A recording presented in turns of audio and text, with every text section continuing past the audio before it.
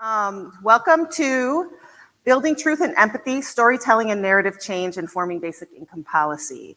I want to say hi to the folks on Crowdcast. Hey, I guess I want to say hey to you. My name is June Hayworth Kafka. I'm a writer, ex-academic, educator, small business owner. I do work in the racial justice space. I'm an adoptee rights activist. And I'm also super lucky to be on the board of directors for Income Movement. And I'm also super lucky to live here in Portland, Oregon. So I'm really excited that we're able to host you all in the sweet little city. Welcome to my hometown. Speaking of our city, I'd like to start with a land acknowledgement. The Portland metro area rests on the unceded ancestral lands of the Multnomah, Wasco, Cowlitz, Kathlamet, Clackamas, bands of Chinook, Tualatin, Kalapuya, Molalla, and many other tribes who have made their homes along the Columbia River, which is just about 5 miles north of us and one of the most beautiful places on earth.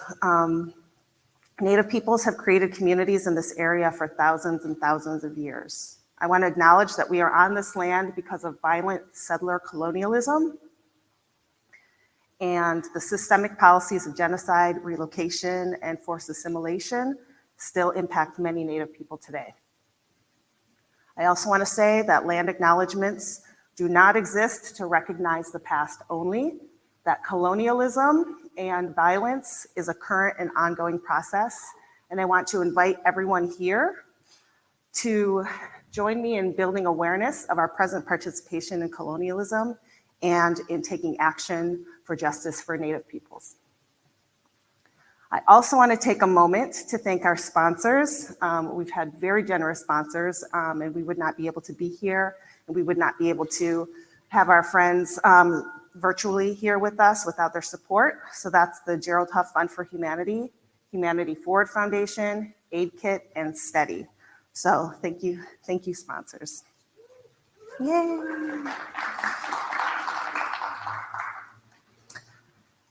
As an activist and as a writer, I'm particularly invested in storytelling and social change work. As stories shape our sense of the world, our realities, how we shape policy, how we vote, how we build relationships with each other one-on-one and with our communities.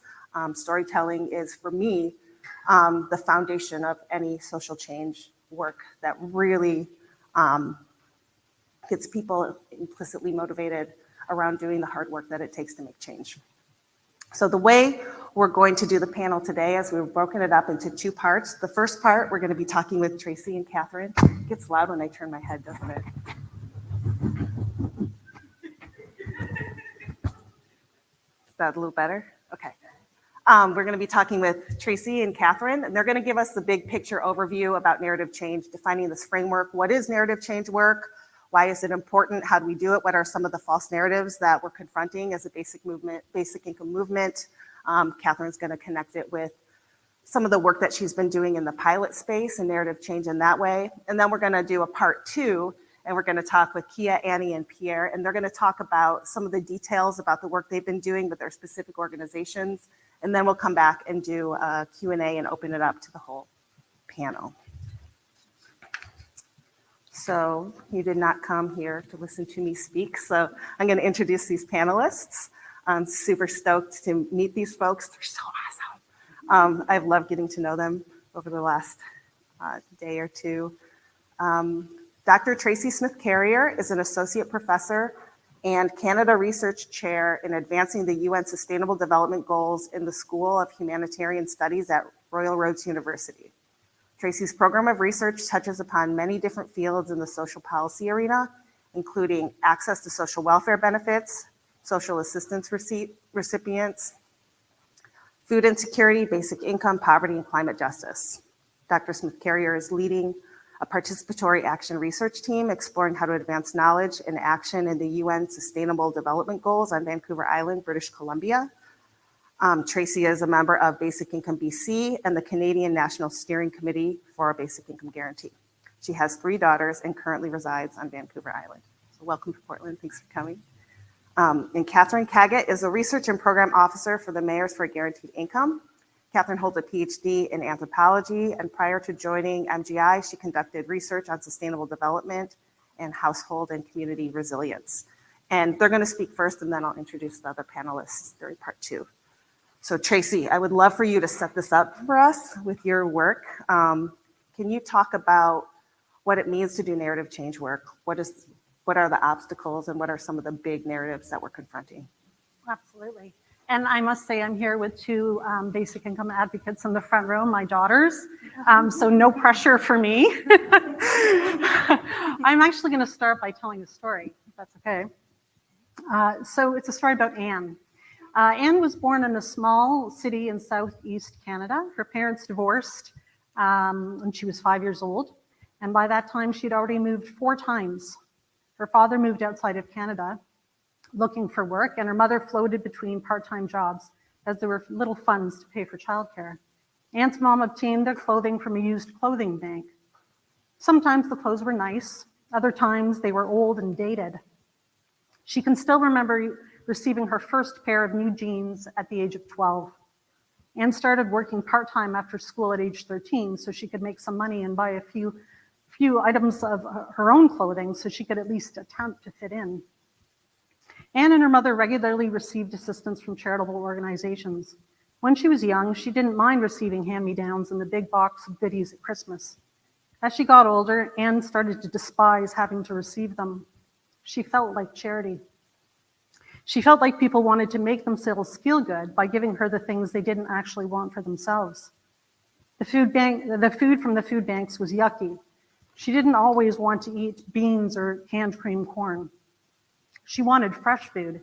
She wanted to go into the kitchen and not have to think for several minutes about what she could make with the few items in the fridge.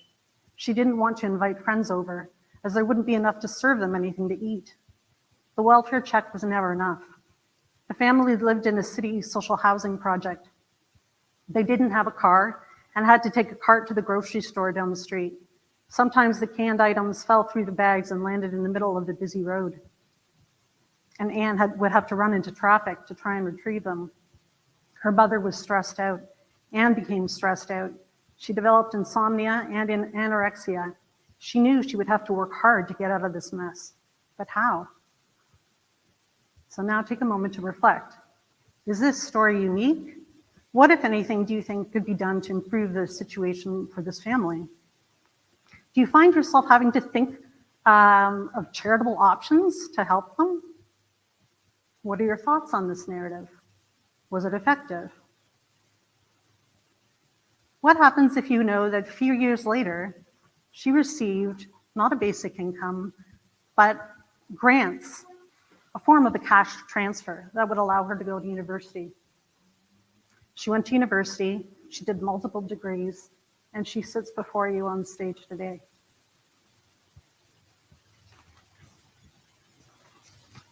I also want to tell you another story, though.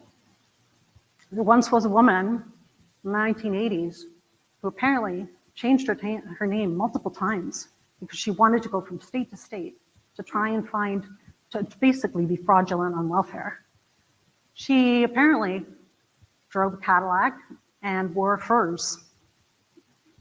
Do you know the story of which I refer?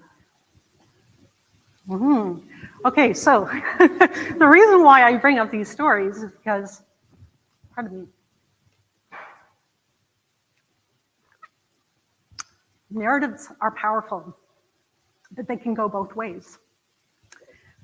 Narrative, in terms of narrative change work, when I think of narrative anyway, narrative is a qualitative method. We can collect data and analyze it using narrative analysis. It's a form of therapy. You can get narrative therapy and actually help reconstruct your narrative, your personal narrative. But it also can be used powerfully to foment change. And the reason why is because we have 2 different ways that we access information in our brain. Apparently, according to Canahan anyway, we have system 1, which is our conscious thought, and then, which some people might say is our rational thinking. And then we have our unconscious thought, right? It's our emotional responses. And We have those gut reactions. I mean, there's a lot, I guess now these days, discussion about unconscious bias. That's the ingrained biases that we have. And the reality is that we have a lot of baggage. We are hardwired with a desire to try and understand and filter the world through narratives. I love this quote by Hardy, who says, "We dream in narrative, daydream in narrative, remember, anticipate, hope, despair, believe, doubt, plan, revise, criticize, construct, gossip, learn, hate, and love by narrative. In order to really live, we make up stories about ourselves and others, about the personal as well as the social, past, and the future. It is, like Juna mentioned, the way we impose meaning on the world. But we also rely on these stories and narratives as heuristics, as shortcuts for us to quickly access information. So, not surprisingly, when communicating research evidence or policy information, researchers and scientists think that they are communicating through system 2, which is conscious thought, that they're actually people are receiving that information emotionally in system 1.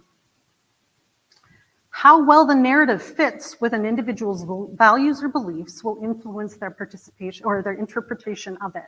So this goes back to Sid's comment earlier about the truth test. Crew and Jones in 2018 noted that if a person is conservative and they encounter a narrative that is content they recognize to be conservative, they'll receive it favorably. Narratives that are congruent with our pre-existing values and beliefs are more likely to strengthen those belief systems, increase the likelihood of accepting new policies, influence how we recall that information, and whether or not we enlarge our empathy. So it is important that stories be told in such a way as not to reinforce existing stereotypes and myths. We did quite a bit of research on the use of the poverty simulation in London, Ontario, and it's built on family and individual narratives as scenarios. Thankfully, at the end of the poverty simulation, there's an hour to debrief.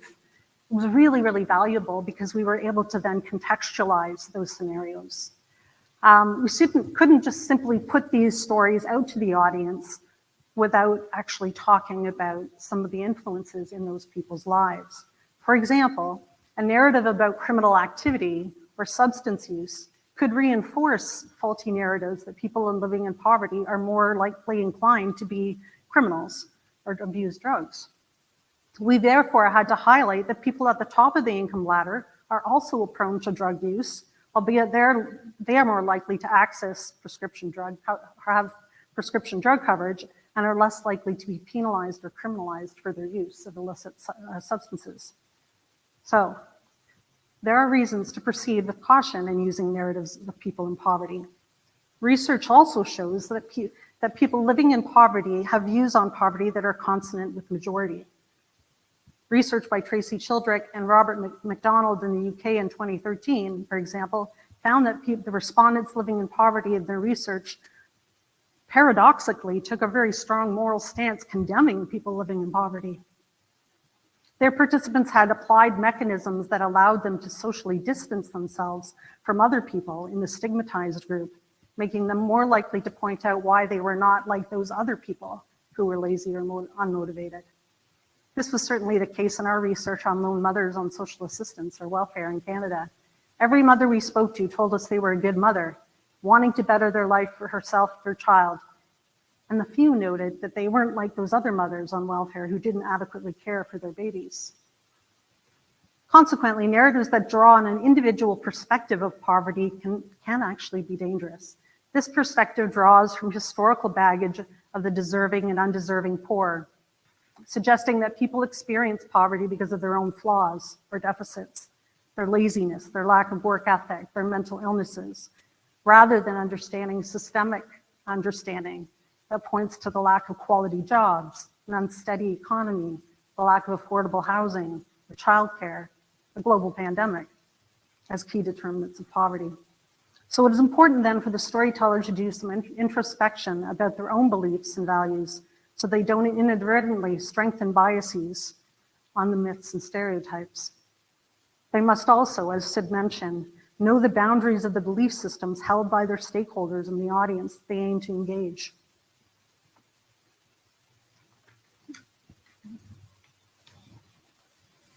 So what are the things that we find helpful in sort of changing and shifting mindsets?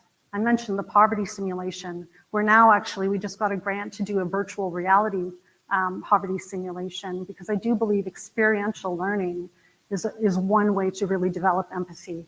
What we found from doing that research, however, though, is that while it did actually help to change beliefs and mindsets by engaging in a simulation, 6 months down the road, we asked them, what have you done about it?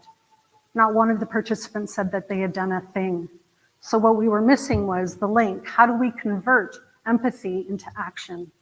That's the next stage of the research. How do we go from there to there? I think I'll stop there. I mean, I've got lots to say, but I want to give time for everybody else. Thanks.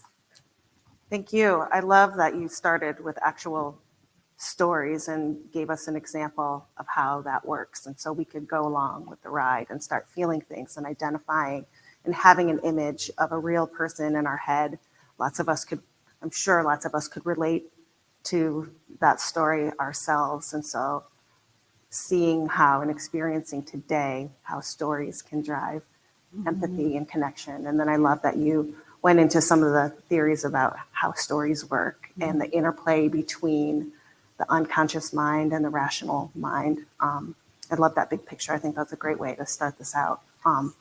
Catherine, I would love for you to follow up with, how do pilots play into storytelling and narrative change work? And pilots are run by organizations and communities, and they're highly structured. And we just heard about the individual level of storytelling and the way it affects us as people. Can you sort of talk about the connection between those two things? Sure, yeah. So I don't know if this is on. Okay, great. So I love that in the earlier session today that focused in Oregon, that there was this dynamic conversation about universal basic income and what do we call it. And in terms of pilots, I mean, Mayors for a Guaranteed Income was very intentional of calling it a guaranteed income, because we wanted to kind of think about the equity lens to cash assistance, in that, yes, it's great if everybody was given basic income, but we also have to acknowledge that poverty impacted different communities in disproportionate ways. And a lot of that is down to racial and gender lines. And so we have to acknowledge that whatever solution there is, they also have to then disproportionately impact those communities, right? If we cause the economic strife disproportionately in those, then the solution should impact them more in terms of there being a guaranteed income along equity lines.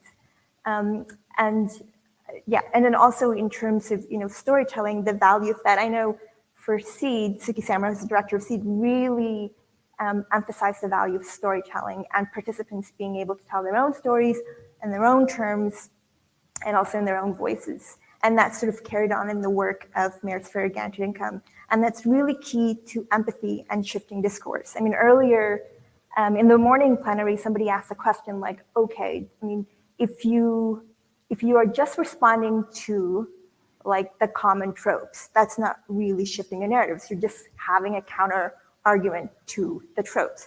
And like Annie was saying, we need to understand what those political leaders think, policymakers think, in terms of like unproductive racist or misogynist tropes there are in terms of like how poverty is conceptualized and present. And this is kind of the relationship between research and storytelling, right? You need to correct people and say, actually, you are misinformed, right, with the proper data.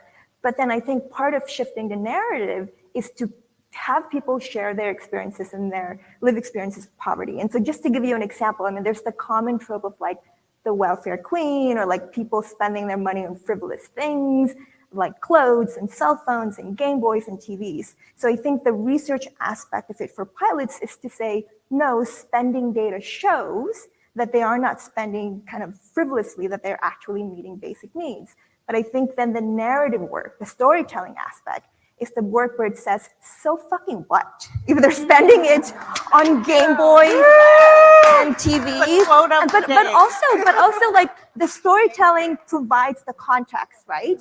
It provides empathy, because when somebody says to you, well, I bought my son a Game Boy, and I was so happy to be able, as a parent, to have that dignity of buying somebody a Game Boy. And I know, like in Magnolia's Mother's Trust, they talk about like community mothers, or like buying a TV so that one household can have this like wonderful TV and other kids can come. And I'm not sure if that came from Magnolia's Mother's Trust, but yeah, unfortunately, I don't engage with storytelling directly. It's kind of all secondary, but just kind of that thing of like, when people buy things that cause pleasure, we have to understand the context of that. That shifts the narrative to deservedness. And that builds empathy, right? Because in a sense, you can relate to a parent's joy, right? Where you may not necessarily kind of care about the spending data, and you can spin data in so many ways. When somebody's telling you, like, this is my experience, that, you know, it gave me joy to be able to provide wants, not only with your kid or whatever, but to yourself, wants for yourself rather than just needs. And I was so glad, like previous session, they were talking about joy, because that's important. And also even just thinking about like, it also shifts the way we understand other policies when you have storytelling for guaranteed income pilots. I mean, substance abuse is a great thing. Again, you have like the data that says, people say people are gonna spend it on drugs, and you say, okay, well, the data shows, research shows they don't really. But then the storytelling, the context aspect of that is, you know, understanding why people might actually spend it on drugs. Poverty is hard. It is mentally taxing. And if somebody needs a drink because they are going through that really mentally taxing experience, we have to have that empathy for that. And we have to kind of, then the narrative shifts, right? Then now you're talking about substance abuse as a health issue, a public health issue, rather than people's consumption or whatnot. And I think that's a really important thing to, narrative work isn't about countering the trope, it's about changing the discourse altogether. And I think pilots have a great value in that, particularly when you are drawing from people's personal experience, because it provides the context by which these experiences are happening. You can understand the kind of, you know, situation that participants are in and the decision that they're making, but also you can, in terms of, you know, kind of the way that we frame pilots and having the equity lens and, you know, the cities kind of showing why they are targeting certain populations and why they're making sure that certain racial groups, or why they're focusing on women because they're disproportionately impacted. I think that's also showing that these outcomes aren't moral failings, that there is something structural to them and that we need to address, rather than kind of like, oh, bootstraps mentality, or you just need to make better decisions. I think it's an acknowledgement, and storytelling really plays an important part of this. It's an acknowledgement that people have had insurmountable challenges put in front of them because of unproductive systemic policies that we've had, and that's something that we have to undo. And so we have to think in terms of like a lens of equity when we are undoing those outcomes. So thank you to those of you who were able to participate in the online survey, where we collected data around what are the most critical false narratives out there that the movement needs to address. And the two that came up are very, very interrelated, but one is the bootstraps mythology, and the other one's connected to we live in a meritocracy, and if you just work hard enough, everything will be okay. And so I'm wondering, in your work, if you're seeing that, well, what are the biggest false narrative challenges that we're confronting? So those two obviously are big, and we feel that as a movement. Are there other really complicated ones that you think are going to be really hard to undo? And then I'm also interested in like the low-hanging fruit. Like what ones do you feel are really easy to change and start shifting? Yeah, I think, okay. Go ahead. Oh, I was gonna say, I think, you know, the way that we conceptualize deservedness it's so complicated. And I mean, you know, we still kind of see the effects of how we've internalized that, even in the way that people design their pilot. We don't often, and again, there's political pressures to this and local pressures in terms of why some cities don't necessarily focus on returning citizens, or why cities don't necessarily focus on people with substance abuse, because the discourse around that has always been about moral failing rather than something greater, whether it's, again, a public health issue, or whether it's a justice system that criminalized Black bodies. So it's harder to, it's a very uncomfortable thing for people to reflect on the structural aspect of that. And I think we're seeing that show up in terms of how pilots are designed. And this goes back to the thing of who's excluded, right? And so that's kind of where we need to work more in narrative instead of in terms of like the long-term aspect of it. Because it's a hard job because it's existential. That's somebody's like internal worldview that we're dealing with. And I think the bootstraps thing is particularly salient, especially with immigrant communities. And maybe this is something that we need to think about in terms of the way we do narrative work, because narrative work is very English biased. So we may not be reaching non-English speaking communities where that bootstrap mentality is so like salient. And so I think we have to think about like translations and narrative work and really approaching it from like a multicultural perspective. But yeah, I'm gonna stop there. Yeah, thank you for that. There seems to be, in Canada anyways, not a lot of appetite to talk about people in poverty, at least among politicians. And so in some ways, I sort of feel like maybe sidestepping that altogether and talking about basic income as being, well, not solely just a poverty reduction strategy, but as something that provides stability and security for everybody. So what are the benefits of a basic income for communities? We know that it increases labor. I mean, boosts economies, it improves mental health. So, I mean, all around those economic and social health benefits improve society as a whole. So targeting only and speaking only specifically to how it's going to improve the people at the bottom, for people that don't care about people at the bottom, quite frankly, I think we need to shift that narrative to talk about it, how it's going to improve life for everybody.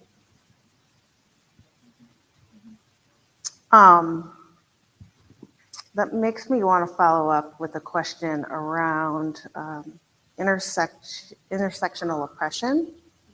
So much of this work, so much of our need for economic justice work is rooted in racism, sexism, ableism, all sorts of disenfranchisement of people for things that are just natural.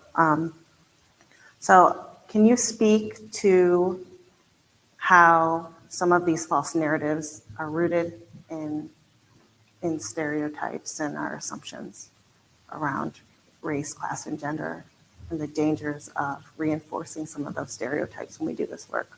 When we focus on like Black and Brown communities, then people might have a tendency to think, oh, this is just for Black and Brown communities.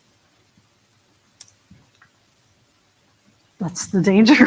That's the danger. But I think it's also how you frame it, right? I think that the great thing about narrative work, and Jhumpa, who wasn't able to join us today, did a great paper that says like guaranteed income is narrative work. I think the way that cities message that, I think when you're saying, okay, yes, these pilots are serving Black and Brown communities, but I think when you message like why, the context of why you're doing that, and when cities are able to kind of, have the data where it's defensible, where you're showing like why that is, you are showing that it's structural, where it doesn't become about like a decision making, because that's the trope, right? Like the trope is like these people just make bad decisions.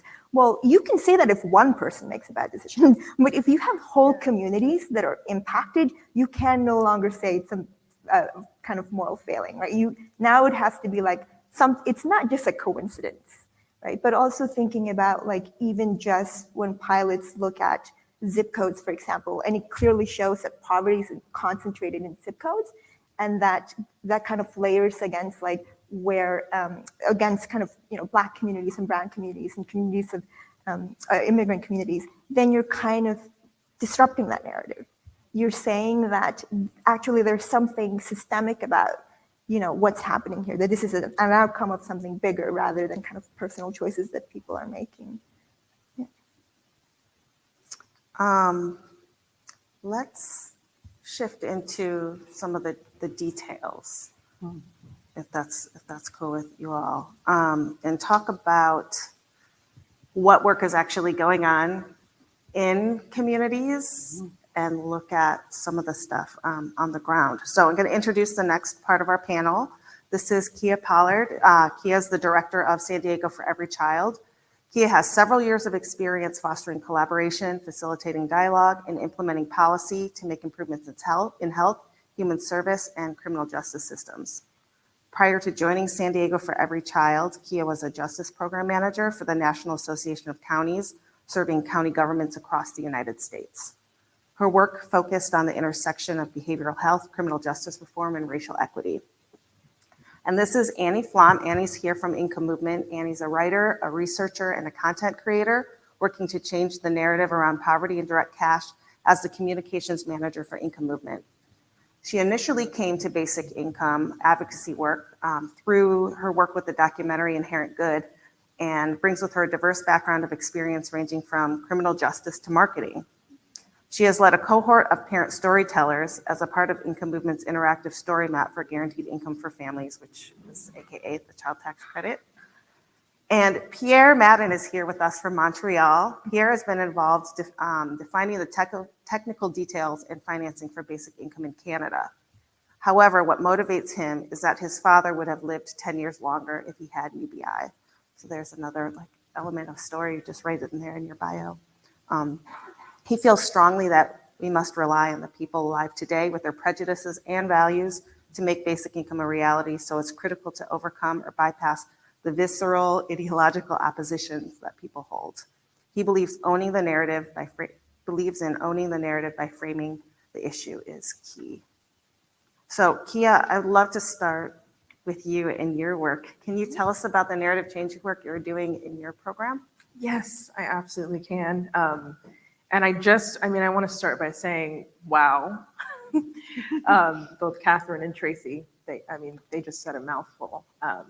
And everything that was shared up to this point is relevant to how we think about our work, and our real goal being to deeply root the work in community and have narrative change come from the people most impacted, the people with the lived experience. And so as part of our engagement strategy, we did work with Income Movement, and we talked about the community engagement methods we use to both share the opportunity and also get community involved in the movement as a whole and actually see themselves as a piece of this work.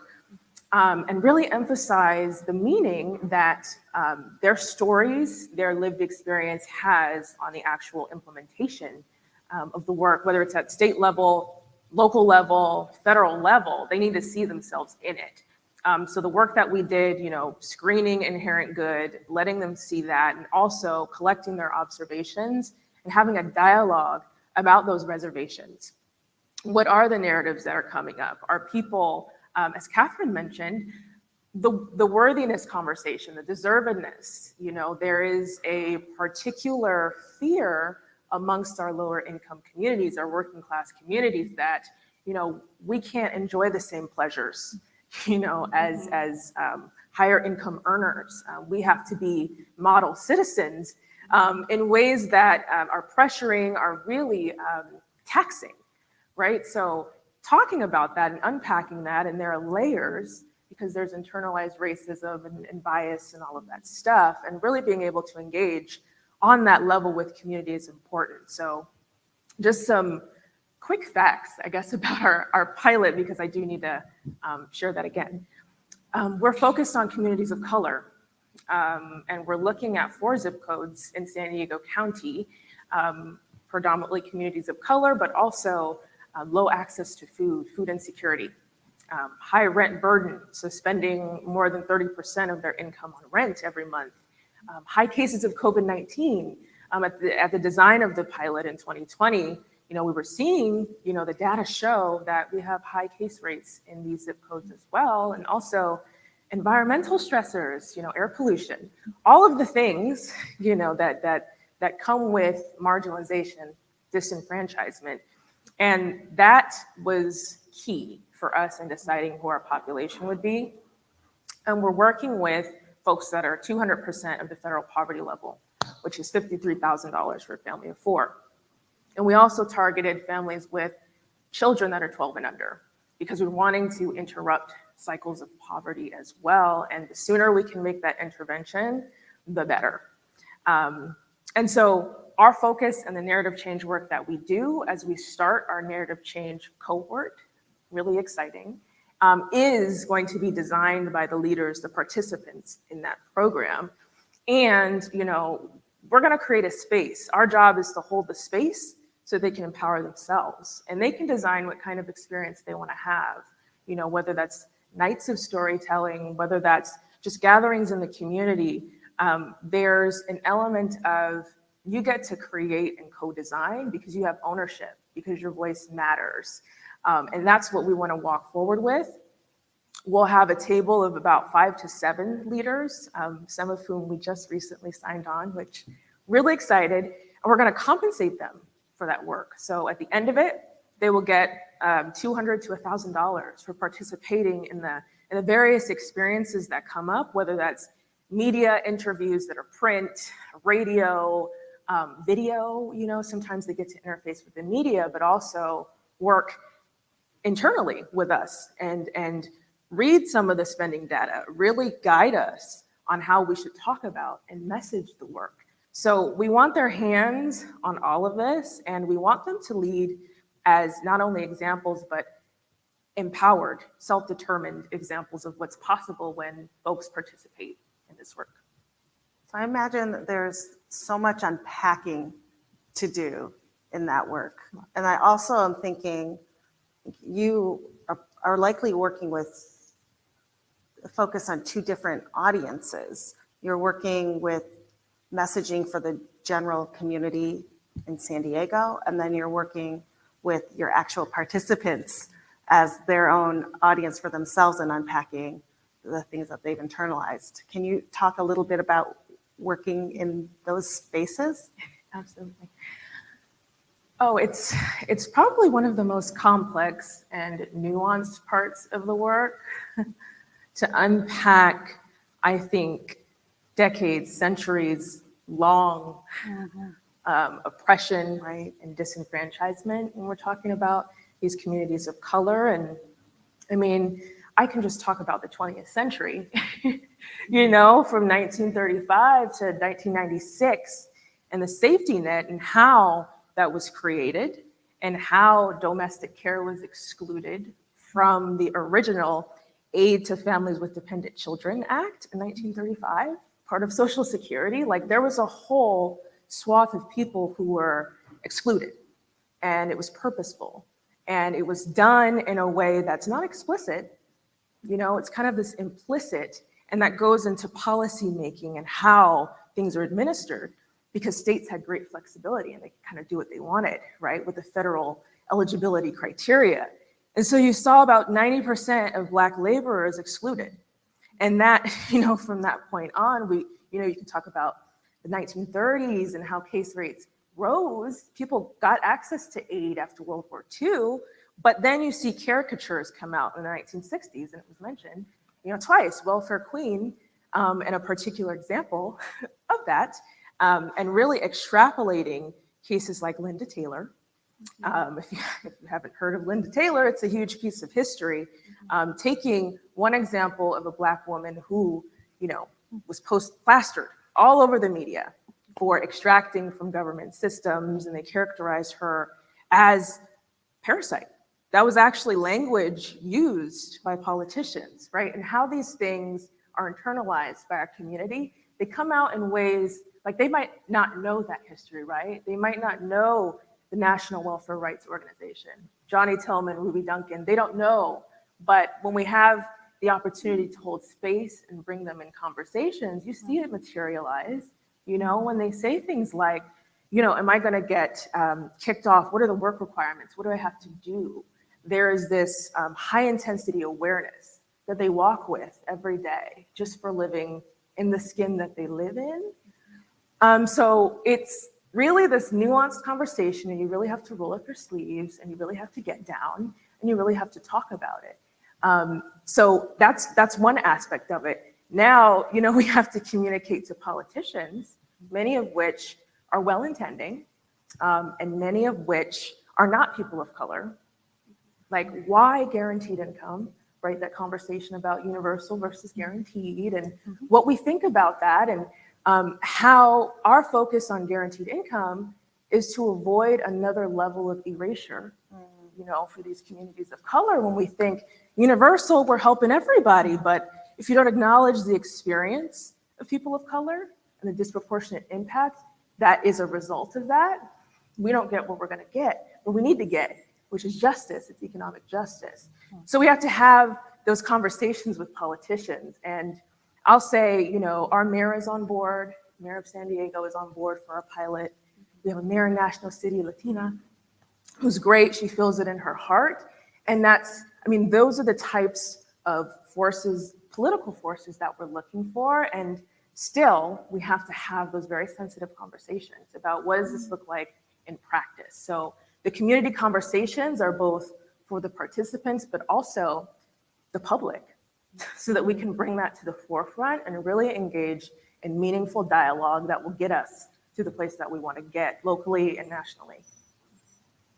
So when I'm thinking about what you said in terms of, I'm a fiction writer and writing books and stories, and you're talking about even sometimes just visibilizing people, like people who haven't even been in the book. They haven't been, they're just erased from the whole story.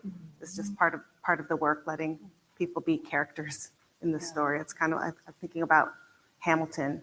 Like, we think about Hamilton as this great success of diversity and representation, but it's still telling the story of whiteness and white history, but you just happen to put a different version of skin on that. But we're still not telling the stories of the other people who are involved in that whole experience. And so it's bringing more people in. Bringing more people in is what Annie has been doing with the Income Movement, working with specific individuals and telling their stories. Can you talk about what you've been working on? Yeah, certainly. And so, this, as we've heard from everyone so far, this is complex work. This is not something that there's any kind of playbook for. It takes so much unpacking, so much work from folks from all over, all different kinds of backgrounds and experiences. And our work at Income Movement is how do we access folks who are, in the grassroots, they're just, everyday people who are we're all enmeshed in these systems. We're all, not, obviously, as you said, we're not all equally affected by them, of course.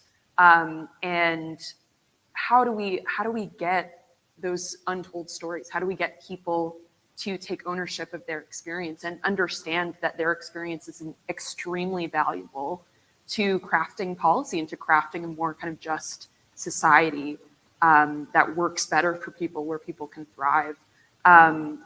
So it's challenging because it's reframing for people that you're not just at the mercy. How do we involve them in a way where you're not just at the mercy of our systems? You are an active contributor in the changing of those systems, and you have power, and we want to give you a stage and let your power shine through. So with that, we at Income Movement, we have a lot of folks who are interested in basic income and economic justice, and they know, like most people in our country, that we live in a very unequal system. It's not working. So how we decided to kind of go about this project was, the child tax credit was expanded in July of 2021. It ran for 6 months before it expired, and this was an incredibly transformative policy. For those of you that don't know what that entailed, it was essentially an expansion of the pre-existing child tax credit, which was beforehand, it was dispersed on a yearly basis. And the expansion allowed for, an increase of that money and a monthly distribution of that cash. So families were receiving up to $300 per child per month. And if you're a parent, that's a lot of money. That is a lot of money, especially in 2021. People are still feeling the effects of the pandemic. They're still just trying to carve out some sort of survival for themselves and their communities. So with that, we really wanted to find people who were willing to contribute their stories to create this kind of greater narrative of look at what happens when you invest in people. Look at what happens when you give people a little bit more breathing room to support their children, to support themselves, to allow themselves a little bit more joy in their lives. So what we did was we have this, about 70,000 people who signed up for our newsletter. We sent out a call saying, hey, if you received the child tax credit payments, we want to hear from you. How did that affect you? What did that mean to you? Were you able to afford things that you weren't able to afford before? What did that look like kind of in the daily practice? We want to hear about it. And we got a tremendous response from people. It was kind of a survey form that people filled out. We got just incredible responses from folks from every state in the country. People just really, really generously sharing kind of their experiences, especially, with the disruption of COVID and the pandemic and the kind of economic shocks that came with that. So we ended up creating kind of an interactive map of those stories. If you could pull that up, I just wanted to show it to you all. This is our interactive map. Each dot represents a parent or caregiver who is receiving the child tax credit payments while they were active. And so these stories are both, describing what the effects of the CTC payments were at the time, and it's also some parent stories retroactively saying, I had these payments for 6 months, now they expired, here's what that's doing to me, here's that, the stress is back, just really kind of sharing what is going on with them. So this has been kind of a really amazing project to work on, because it's not just kind of a one and done, hey, you fill out this survey form and we want your story, we're going to take it and run. That's not at all how we want to approach it, because we want to activate these folks in the long term, because we know that this is going to be a long process of kind of shifting the narrative over time. So the process for this, we started very small. It was kind of a small ask, if you're willing to share your story, we'd really appreciate it. We're trying to create this map. If you're comfortable with sharing it, displaying a photo of yourself, giving us a little bit of context, you start small and people, you build a one-on-one relationship. I was emailing, hundreds of people who were responding to this and saying, everyone has kind of a different comfort level. Some people are wanting to share their story in the media. Some people aren't comfortable with that. Some people, just have varying kind of needs and desires for how they want to be a part of this. And so just being super thoughtful about what you're asking of folks, and kind of meeting them where they're at, and just knowing that we're nurturing this relationship over time. And so by doing that, by approaching it in that way, we've had some really incredible things happen. One kind of prong of that is connecting these parents to press. And so these parents up on this map are not people who, I would say that maybe 95% of them have never been interviewed by journalists before. They're everyday folks, normal lives. We can all relate to what, those experiences are that they're having. And we're elevating their stories, and especially in relation to this policy that was so transformative for them. So one person I wanted to highlight just initially is Maria in Las Vegas. So just clicked on her pin there. We have a little paywall issue, but just bear with us. So you get the picture. It's a New York Times article. It's very impressive. So Maria is from Las Vegas. You can go back to the map, just pull up her pin again so we can see her photo. Yeah, that's perfect. So Maria has 6 children, 7th on the way. She was receiving $1,650 a month through the expanded child tax credit. That is a lot of money. And from her story in the New York Times that she told, her husband is a barber and he lost his job in April of 2020. And their car was repossessed, everything, falls apart from there. And this money, can you imagine? It's just, you lose your income and the government says, hey, we want you to still be able to provide for your children. And this is serious. We really value that.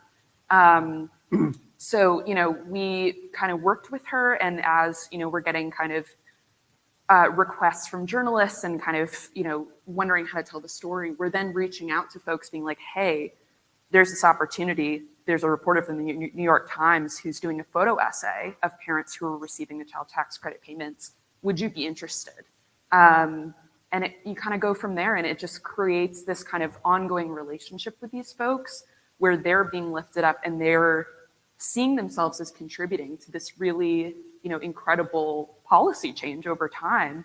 And the second example I just wanted to flag real quick is Jennifer in North Carolina.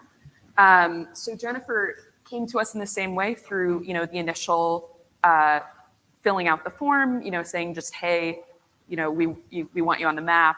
She said she was extremely enthusiastic. It was amazing. Some people are very just kind of like, oh yeah, you can put it up, whatever, I believe in what you're doing. Jennifer was really, really just in it. She would write me long emails, just kind of, really just digging in and being like, hey, I believe in this and this is my experience.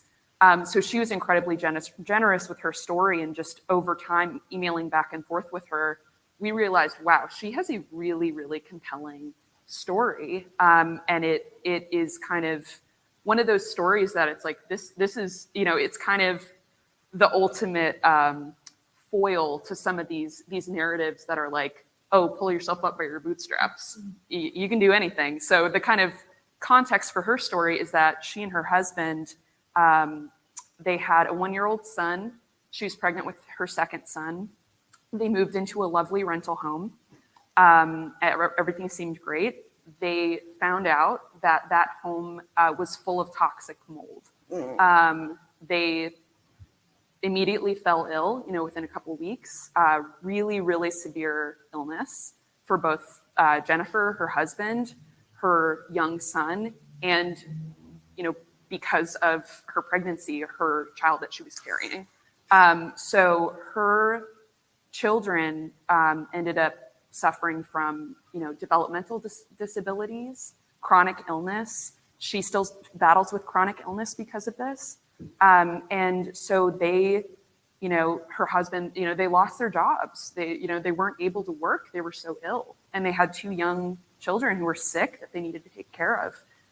So they lost their jobs. They eventually, fell into homelessness because there's nothing they could do. They had no support. They did not have the systems in place to support them through this. And this is kind of the prime example of like, how are you going to ask these people to work? They physically can't do it. It's not a matter of moral failings or personal choices. They didn't know they were walking into this kind of trap of sickness. So Jennifer was super generous in sharing that story, that really painful story for her family. But she was incredibly brave and, empowered. And so we eventually connected her with a journalist. So if you could click that link, Jennifer ended up writing an op-ed that was published in Time magazine. So this is a huge deal. This is a woman who is really, when she came to us, she obviously found Income Movement because she believes in this type of work and was interested in it. But this is just kind of, you see this happen. This is a woman who is still putting the pieces of her life back together and trying to take care of her family. And her experience with the child tax credit was something that was so profound that felt like she was so much more able to take care of the exorbitant medical bills for her family, for her 2 young children. And so it's just this type of work, that's the kind of first prong, connecting these parents to the media to elevate their stories and to show that there are so many different ways in which folks, experience our systems. There's so many different reasons why people fall into poverty or homelessness or these other experiences. And it's just showing this wide breadth of this can happen to anybody. It's not a moral failing. It's not, anybody being lazy. I love this map as a collective way to tell our stories and to visibilize people. I think, we confront these reductive, simplistic meta-narratives about ourselves and we internalize them. And to have the opportunity to get out from under those and tell your own story and complicate it, I think is so powerful. And then you use the language of activating people by letting them tell their own stories as a way to give people a voice and also bring them into a broader movement of political change. Yeah. I think that's super cool. And I think that's a good transition to Pierre's work, and it kind of wraps back around to the big picture stuff that Tracy and Catherine were talking about. So you are interested in the interaction between individual stories and the system. And my understanding is that you're concerned that when we focus too much on individual stories, it's easy to target and blame individuals, and we risk losing the focus on the larger system. Can you talk a little bit more about that and what's on your mind around storytelling? Sure, I can talk about that. I was very impressed by listening to all the speakers on storytelling, especially Tracy started out with her own story, right? Which is very emotional, and I think that's the right register for storytelling and for narrative. And I think we talked about, I think Catherine talked about the difficulty of expressing stories, of finding your voice. You did the same thing. And then we get to Maria and Jennifer, right? So I'm tempted to be a little bit shocking. I agree with all of what you said. And then I'm wondering, when we get to the end, we get to Maria and Jennifer, right? Now, Jennifer is a sad story, tragic story of someone who bought a home and got sick. Now, getting sick in here in the United States is well, that's a whole narrative in itself, right? I mean, if you get sick, it's your own damn fault. I mean, that's as I see it, the narrative. Maria is even worse. I mean, just when you hear she's got 6 kids, now there's a narrative to begin with, right? Which is awful. And I'm not condoning that at all. So my question is, we've talked about developing narratives, and my question is, what is the audience? Who is the audience for these narratives? What are they supposed to achieve? And all of the discussion has been about the effect that these narratives have on the people who are telling the story. Now, I buy that 100%. My question is, who's listening? Who's listening? How do you get from a pilot to through the narrative to policy? I think there's a disconnect there. There's a piece missing, right? You can feel much better and improve your own life by getting your story straight. That I agree. But then how do you translate that into achieving policy? That's where I think I would expand a bit on the notion of narrative and talk about talk about a marketing approach. I think you've been involved in marketing. So my approach to this, to the narrative, is you have to look at the narratives as a tool, a marketing tool to sell social justice. And I wonder if the narratives that we've been discussing so far are going to achieve that purpose. We talked about the question of bias. What's it? Confirmation bias, right? And when people hear stories, they tend to fit them into their own value system. And in the introduction, you said that I think we have to deal with people as they are in the real world. Most people are not going to be sympathetic to the stories that you're telling.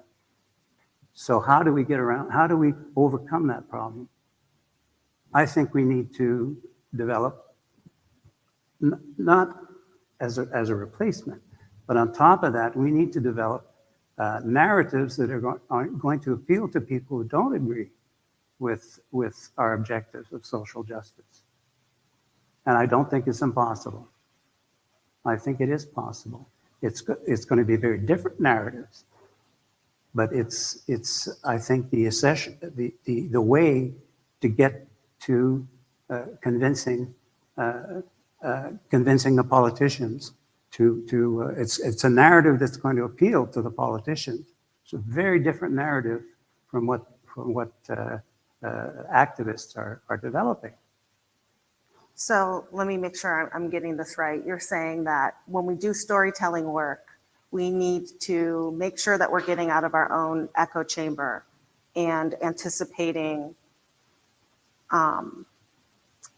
contrary, opposing views. Like I can understand, like in the community that I grew up in, very conservative, very religious evangelical, very like anti-education community in suburban Michigan. I can imagine them seeing those two stories and doing exactly what Pierre said. Well, then she shouldn't have had so many children, and right. Well, you should inspect the house before you move in. And so who is the audience? So you just mentioned politicians. Who is the audience do you think we should be working toward? Because there are some people who are saying, like, that's where you begin, right? You begin with your own community and the people who are going to be willing to listen to that. And it sounds... Well, they asked Conrad, who made the film, about people who are receiving a basic income. So you set up a pilot, gave them the money, and filmed. And someone asked him, well, did you include any rich people in there? Just to get their perspective, and he says, no, what's the point? However, I think that the middle class are the audience. I think they're the people we have to convince, and we're not going to convince them with Maria's story or Jennifer's story, or for that matter, with the other stories we've heard today. We have to find different stories for these people. Can you tell us a little bit more about what? Well, I think the stories have to answer the same question: what's in it for me? That's what they want. And when I hear stories about basic income lifting people out of poverty, I think it's the kiss of death for any kind of story that's going to convince the middle class that it's a good idea. They're saying, well, nobody wants to be a bad person and say, well, I think poverty is a good thing, or why not? I mean, if they worked harder, they wouldn't be poor. That's the classic narrative, right? And you can't get around it. That's what supports the thinking that people are poor because they're lazy or they made bad choices in their life, Mm-hmm. Now, what about their kids? What bad choices did they make? Now, there's a narrative that would, I think, affect someone in the middle class. They say, oh yeah, that's true. Their kids are not guilty, right? But talking about their parents who are poor and just don't work hard enough, I'm quoting, right? I'm not saying it's true, but that's the narrative. That's the what you hear. And I think you have to address that. So talking about poverty, I don't think should be for the good of for when you're trying to sell basic income on the mass market, don't talk about poverty. You can certainly talk about poverty to the people who are living poverty and who are trying to develop their own narratives for themselves. Yes, that's useful, yes, but not for marketing, not for marketing the cause. I think that's super interesting idea to entertain. And I want to direct us back to the title of this session, which is Building Empathy and Truth. And so there's the model of marketing for the idea of what's in it for me. And then there's the model of marketing the idea of what's in it for us. And Tracy was talking a little bit about the low-hanging fruit. Like, okay, like we can get lots of folks on board if we just say, like, you know, local economies will be like the low-hanging fruit point. And so I think now is a good chance to let you all respond to each other while folks are getting ready to come up for the Q&A. Were you going to say something, Tracy? I was just going to say that there are different audiences we're trying to speak to, right? So depending on the audience, I would be looking at different narratives. What's going to match with that belief value system? What's going to get their attention? I think that's really important, right? And so, yeah, just choosing poverty narratives that continue to replay the same, that's going to really just conjure all the deservingness ones that we've hashed out can not be helpful in this movement. And so, yeah, we have to consider those other narratives as well. What's going to happen in the future with climate change to your kids, with an economy that is completely unpredictable. After a global pandemic, we've lived through that. I think, you know, those conversations about your kids and their future will go a long way as well. So yeah, I know I do, and I just wanted to comment as well about this notion that it's always going to be empowering for the person that's speaking. Having been interviewed by people before who a radio station got wind of the fact that I grew up in poverty, and I went on the radio station to tell them about this current research study. I was so excited about the research study. I wanted to share the findings. The whole thing was about them trying to get into my life and like tell me everything about what happened. And so like narratives don't always work out that way too, and we can set people up for really, really harmful effects as well. So yes, it can be empowering, but it also can be damaging to people if it's not done well.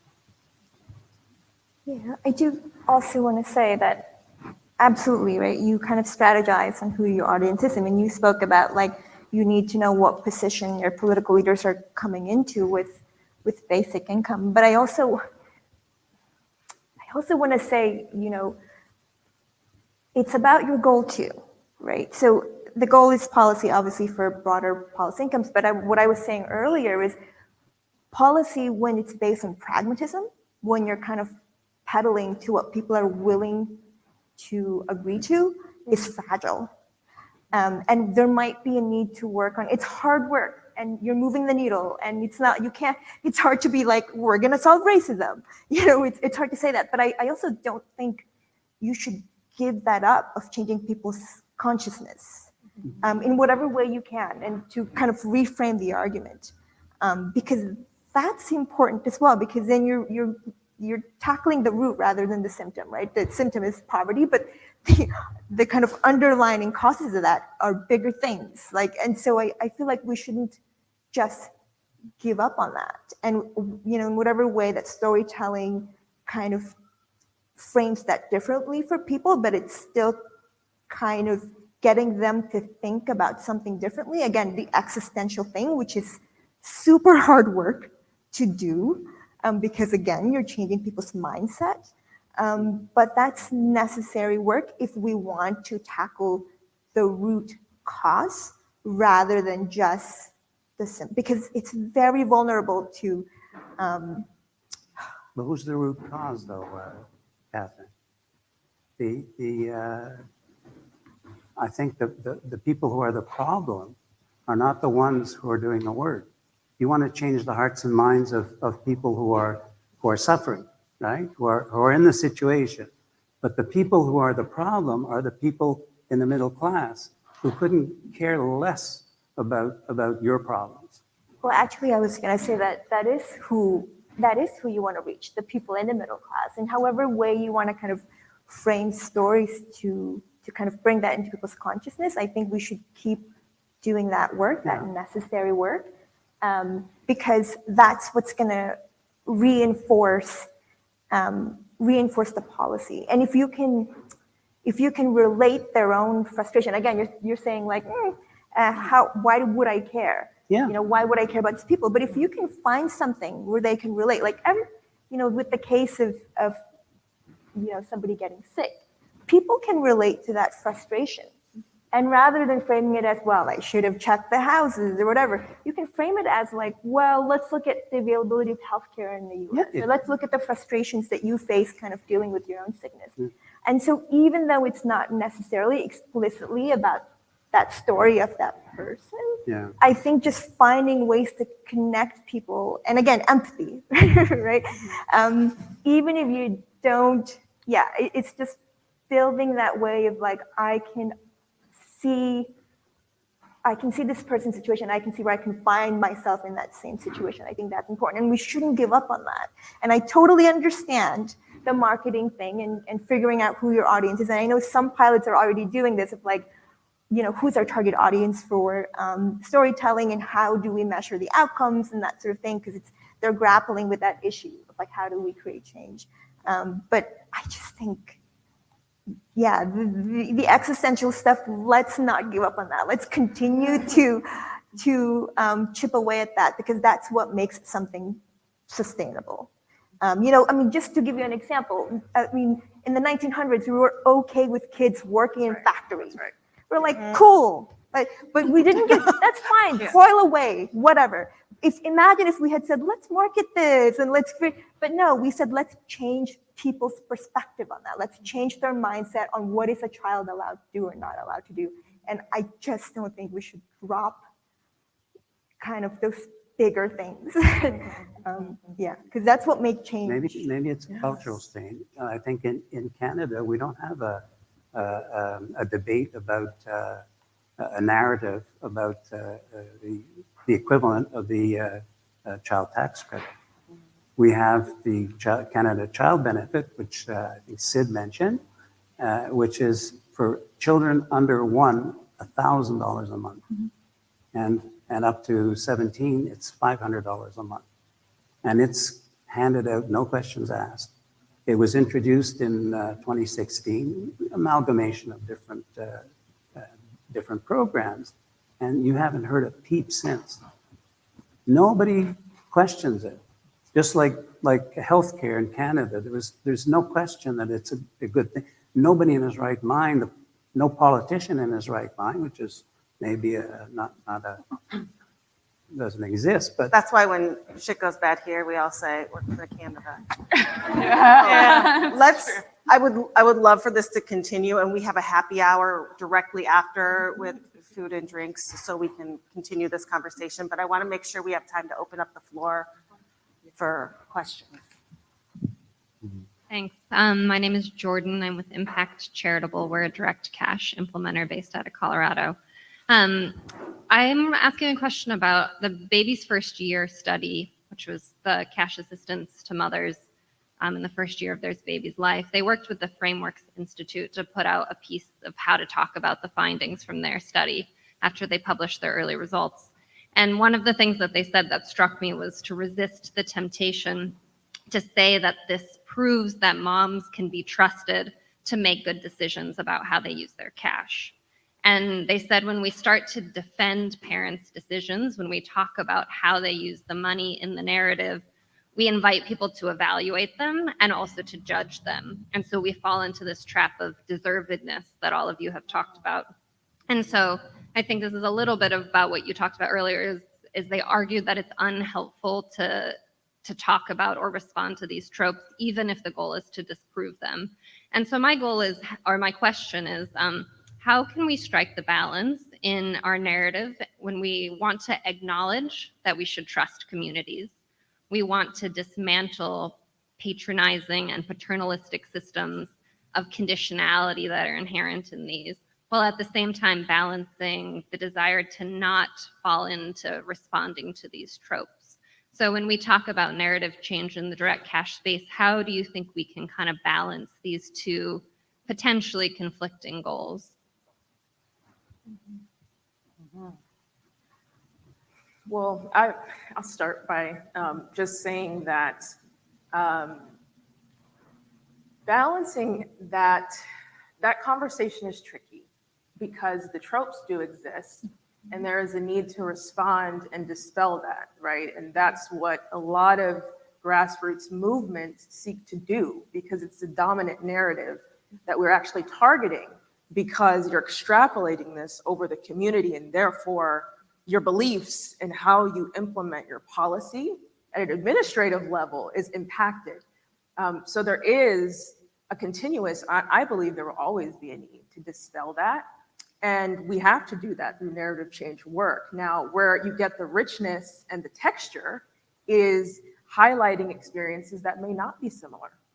You know, there might not be, or there might be a family who sees that differently. There might be, and there are families in our community conversations that were saying, you know, well, maybe we should do more financial literacy. Like, are there programs and other supports that we could wrap around because people just getting money, like they might just do whatever, you know, makes sense for them and it might not be overall good for the program or for the perception.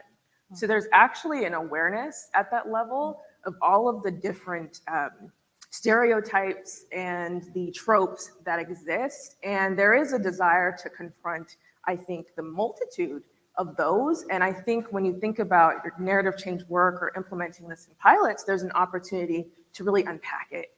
And you can share the need and you can share and talk about how these tropes need to be dismantled while at the same time holding that our community is not a monolith and there are a plethora of different experiences and all of those matter and deserve space to be shared. And we need to, when we think about policy change and when we think about, you know, implementing a guaranteed or universal basic income, all of this needs to be taken into account. So I think the richness in the narrative cohort is not an either or conversation, but it's always a both and.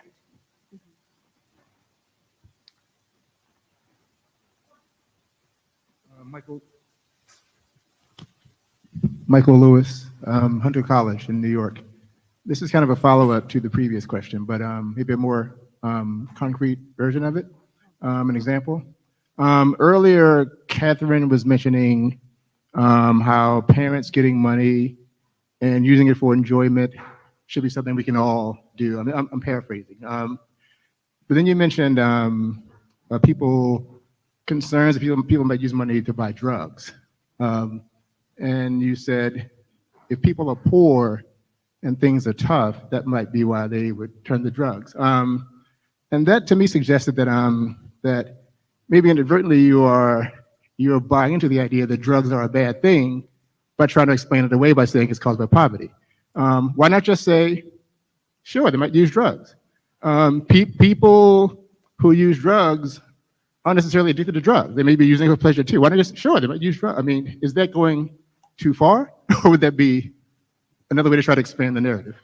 Yeah, because I think sort of what I was trying to say is, you know, oftentimes when we think about substance abuse, the response is to take away resources. We say deny them the money because they're going to use it on drugs. But instead, I think the framing should be, if somebody is abusing substance, not substance by leisurely, because, you know, yeah, you enjoy drugs, cool, but substance abuse is different. Addiction is different. Addiction is a public health issue. And sometimes it's a mental health issue. I think what I was trying to say is if we stick to the narrative of like, deny them money because they're going to use it in drugs, what you're saying, it's punitive, right? You're saying take away resources. But what we should be doing is framing it as give them more resources. Make mental health more affordable, make mental health more accessible, because that's what you do if it's a public health issue. But if you frame it as a consumption issue, then yeah, you can sort of defend and say like, let's take away their money. But if you frame it as a public health issue, which it is, addiction is an illness, then what we can say is then let's give them more resources, right? I mean, if you think about like lung cancer, like that's from smoking, but we don't say let's not give people support who have lung cancer, I mean, because we recognize that's an illness. And so I think that's where I'm getting at. But you're right, in terms of like leisurely, if that gives you joy, you should have some joy. And you should be able to, in places where it's legal, if that's something that gives you joy. Again, the freedom, the agency, what's best for you, that's part of your self-care, totally go for it. But I think for me, it was more about like the illness aspect of it. Hi, my name's Hannah. I have a kind of strange question, but sometimes it feels like hearing a narrative that comes directly from any organization is somewhat tainted by their agenda to bring people on board. So how do you think people would react to something like a publicly available website full of unfiltered stories from anyone who receives any kind of direct cash payment? Would the genuine nature of such a collection help overcome the challenge of writing a totally new style of narrative? Sorry. Sorry, I wasn't really breathing. Would the genuine nature of such a collection help overcome the challenge of writing a totally new style of narrative?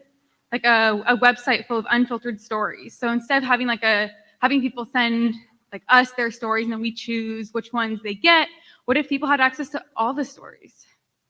What would that do for the narrative situation? I mean, they'd be hearing bad and good, but It'd be very dangerous. why would they be dangerous? Well, like the Canada Broadcasting Corporation had to shut down all of the lines because it was just a place for people to attack each other. And there is some research that indicates if you, I'm not talking about like full-on censorship, but if somebody has to moderate some of those conversations, right? Because it can be very much attacking. What if it's not a conversation? What if everyone's just allowed one post? Who's ever Social media? Well, not social media, just like some kind of collection. I don't know. I just feel like a lot of people are pushed away from any kind of organization that's trying to recruit them. And what would be a good way to overcome that? If not, a public website full of their stories. So your goal is to bring more people in, to have more diverse voices. Yeah, and just have more of a genuine find nature some- rather than having like a curated collection. How could that be done? Yeah, I will say, at least with Seed, the way they did it, the way that they did it, and I think Mayors for Again is doing this too, is thinking about a media bank in terms of like just already pre-recorded interviews or pre-recorded features or people writing their own stories about their experiences. Again, these though are people from the storytelling cohort, so they consented to doing this and that sort of thing. And there is no kind of like back and forth conversation. It's a bank where you go to kind of look at the stories of people. And I think that's, to your point, it's a great way to not overtax people. Because if people don't want to be in interviews like all the time, but if you have like a pre-recorded thing, if they want to write something about their experience, then it's something that you can access even without them kind of constantly having to do it, so that multiple sources can go to these media banks. But like what Tracy was saying, in terms of like a feedback thing, that is dangerous because you don't want to subject people to judgment. But I think the way that you're describing it is really more a collection of curated stories where people can go into and just read about experiences. But I think you have to do that very purposefully, so that it's not extractive, that it's not just stories for the sake of stories, but you're framing it in terms of like, how it fits into larger discourses about, social injustice or justice reform or reproductive rights, but like having some purpose to it rather than just it being a collection of stories.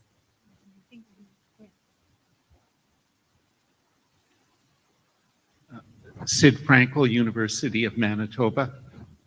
I think this approach to using people's experience to change audiences' minds is very important. But I'm troubled by the framing. I'm troubled by the framing as narrative or story, because it implies fiction. It implies that these stories are constructed it's a short jump to say they're self-serving. To me, the framing should more be the authentic lived experience of people.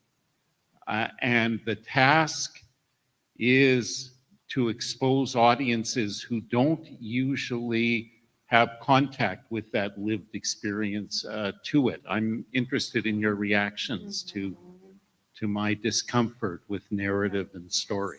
Yeah, I would love to just quickly respond. When you, I think that's a great question. And I think my kind of initial response to it is, yes, the word narrative implies kind of a fiction. And, what we're trying to do in all of our work is bring out truth, build empathy, elevate lived experiences of people. But I think so often, especially in our country, the reason these narratives are so pernicious is because people don't realize that they're there. People don't really fully understand that there's a story being told to you. There's the story of individualism, the story of you are responsible for your life.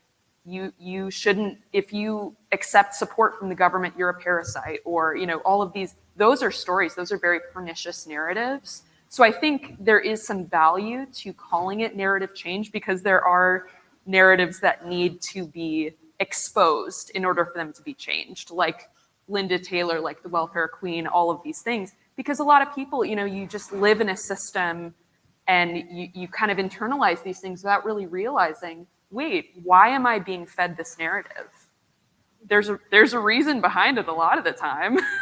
There's a reason behind, I'm being fed a narrative of individualism and that I'm responsible for my own life. And, we live in a meritocracy, so that you won't really pay attention when, corporations are bailed out, because that doesn't fit into that narrative. So you're just, that's something else, I'm still responsible for my life. So I think that's, yeah. How do you identify a false narrative when that narrative is linked to your own identity? I mean, isn't that what narratives are? They're stories about yourself. You identify with them, and they sort of tell your life history, and they tell you who you belong to, who your tribe is, right? And if narratives are seen in that light, then I can't imagine how you can debunk one, how you can ask someone to change their identity by changing their narrative. It seems like a very tall order to me. So we have just a couple more minutes. Yeah. This is such an enriching discussion. Wow. First of all, my main question is, we talked about all the different types of narrative that exist, the different kinds of messaging, how different stories might open doors for different people. And how do you have a sort of flexible, malleable messaging while also, holding on to the core frames and ideas of agency and corrective policy that you want to have. And I just want to offer that, speaking from Hala from JFI, I just want to offer, this conversation really reinforces for me the importance of strategic organizing, and that anytime a social movement decides that they want to make change, they're not going to look at the entire constituency and electorate and say, we're going to convince 100% of everybody in this country. They look at, okay, who's our base? How do we bring our base in and build power in our base? Who is the movable middle? What are the constituencies that we can have a conversation with? And then it may be the case that the policy change that comes from that power building movement and the narrative change in the storytelling within community translates to changed perspectives and opening of doors, even in people who you didn't think were movable before.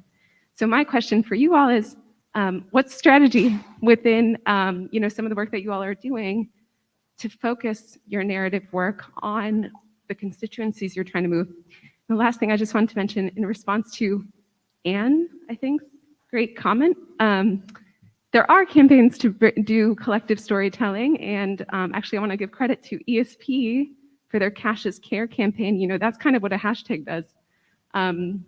You kind of collect the opportunity for people to share their authentic stories, and I really love that frame from whoever mentioned that. Thank you, Sid. You have that opportunity for people to share collectively, but I think when it comes from campaigns that are doing directive narrative work, it does make a lot of sense to be as thoughtful as you're being, and I want to hear more about that nuanced strategy. But I'm going to pass it to the quick question. Okay, it's our turn. Okay. Oh, I was just going to say, we have a multi-pronged strategy.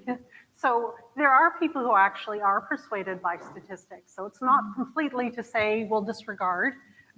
So we do stuff for that group of people. We do the poverty simulation for people in terms of experiential learning. We're doing a series of myth-busting videos to challenge these things head on with facts, with statistics, with like real life. We're also considering doing a podcast for people being invited to come and share their stories. So I think it's a multi-pronged approach, really. And then, trying to get to politicians, that's a whole separate strategy. Than working with a larger basic income movement group to come up with a consensus document across the country to build a movement. And Sid has been central to that, and Lee as well. So it's a multi-pronged approach, I think. If I can add really quickly, because I've been wanting to say this for a while, I have a particular aversion to making stories or narratives from disenfranchised communities palatable for other folks to move. And I